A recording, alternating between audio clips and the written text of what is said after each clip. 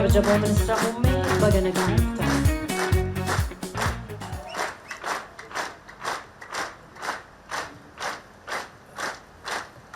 Kabajamoo Looreeta Nagaa Addunyaa muummee ministeera keenya Dr. Abiy Ahmed, kabajamoo obbo Tamasgan Xurunee itti aanaa muummee ministeeraa, kabajamoo Dr. Gadaa Olaanaa ministeera jallisii, kabajamtoota ministeerota, kabajamoo bulchaa godina keenyaa obbo Gammachuu Gurmeessaa, hundaa ol jaarsolee biyyaa, hawaasa siiqqee, uummata godina Qeellam, baga Waaqayyo isin gargaaree haala kanaan milkooftanii baga milkoofnes nin jechuun barbaada. Mootummaan keenya mootummaan jijjiiramaa muummee ministeera keenyaan hoogganamu waggoottan darban keessattuu cabiinsa biyya keenya keessa jiru fayyisuudhaaf wantoota sadii hoogganuu dhabuu keenyaan rakkoo uumamaa ture. Waan qabnu waan ittiin badhaadhnee jirru hoogganuu dhabuu keenyaan rakkina ture fayyisuudhaaf dhimmoota sadirratti xiyyeeffannoo guddaan kennamee hojjetamaa jira.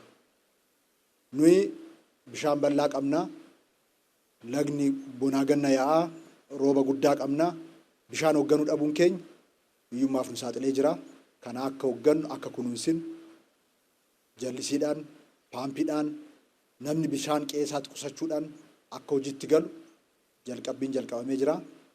Lammaffaa biyyee gabbataa qabnaa, kan albuuda of keessaa qabu, kan keessaa eebbifamaa ta'e, kan hoogganuu dhabuu keenyaan rakkoo uumamaa ture fayyisuudhaaf hojiin misooma sululaa isa immoo ashaaraa magariisaadhaan uwwisuudhaan biqiltuu dhaabuu kana gochuudhaan itti gargaaramnee kilaasteraan qonnee lafti keenya waan kennuu danda'u inisheetivoota adda addaa kabajamoo ministeera keenya Dr. Abiy Ahmediin bocaman inisheetivoota qonnaa hojiitti hiikuudhaan biyya keenya akka itti gargaaramnu gochuu.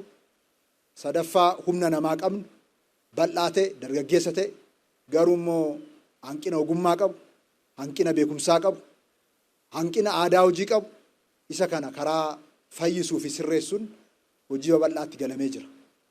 Asittis godina Qeellamitti kallattii muummee ministeera keenya kennaniin piroojeektiin qeexoo murtee argatee hojiitti galamee kinoo har'a eebbaaf isiniif dhaqqabee jira. Baga gammaddan, baga milkooftan jechuun barbaada. Kanatti gargaaramnee jabaannee yoo hojjenne keessattuu bishaan, biyyee, nama yaadama ida'amuu ittiin hoogganamnee qixaan inisheetivoota jiran karaa hojiitti kun yoo itti gargaaramne yeroo gabaabaa keessatti hiyyummaa injifannee badhaadhina hunda galeessa ta'e akka milkeessuu dandeenyu asumaan carraa kanaan isiniif ibsuun barbaada. Uummanni naannoo keenyas daangaa hanga daangaatti inisheetivoota bocaman hojiitti hiikuudhaan tattaaffiin jalqabe caalmatti cimsinee akka itti fufnuu fi wanta amma akka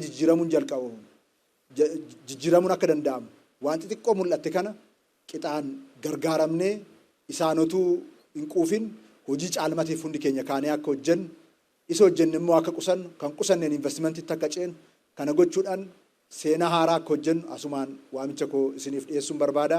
Baga gammaddan jedha.